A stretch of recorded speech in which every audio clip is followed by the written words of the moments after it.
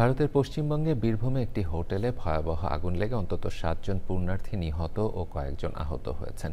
এছাড়াও ভারতের পূর্বাঞ্চলীয় রাজ্য বিহারে একটি মন্দিরে পদপিষ্ট হয়ে অন্তত ৭ পুণ্যার্থী নিহত হয়েছেন বলে জানিয়েছে ভারতীয় গণমাধ্যম।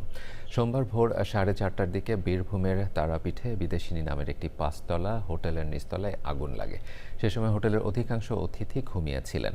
আগুন ও ধোঁয়া দ্রুত ছড়িয়ে পড়ায় কক্ষের ভেতরে আটকা পড়েন অনেকেই। ঘটনাস্থলে পৌঁছে উদ্ধার কাজ করে কক্ষের ভেতরেই ৭ জনকে মৃত অবস্থায় পান দমকল কর্মীরা। বৈদ্যুতিক শর্ট সার্কিট থেকে আগুনের সূত্রপাত বলে প্রাথমিকভাবে ধারণা করা হচ্ছে। নিহতরা শ্রাবণ মাসের পূজা দিতে তারাপীঠে যাওয়া পুণ্যার্থী।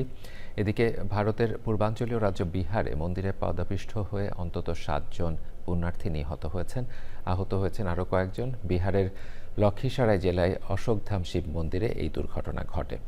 বার্তা সংস্থা পিটিআই জানিয়েছে, শ্রাবণ মাসে বিশেষ শিব পূজা উপলক্ষে সোমবার ভোরে অশোকধাম মন্দিরে জড়ো হয়েছিলেন হাজারো পুণ্যার্থী। স্থানীয় সময় ভোর 6:45 ঘটে পদপিষ্টের ঘটনা। মন্দির চত্বরে একটি বিদ্যুতের খুঁটি উপড়ে পড়লে বিদ্যুৎস্পৃষ্ট হয়ে আশঙ্কায় পুণ্যার্থীদের মধ্যে হুড়োহুড়ি শুরু হয়।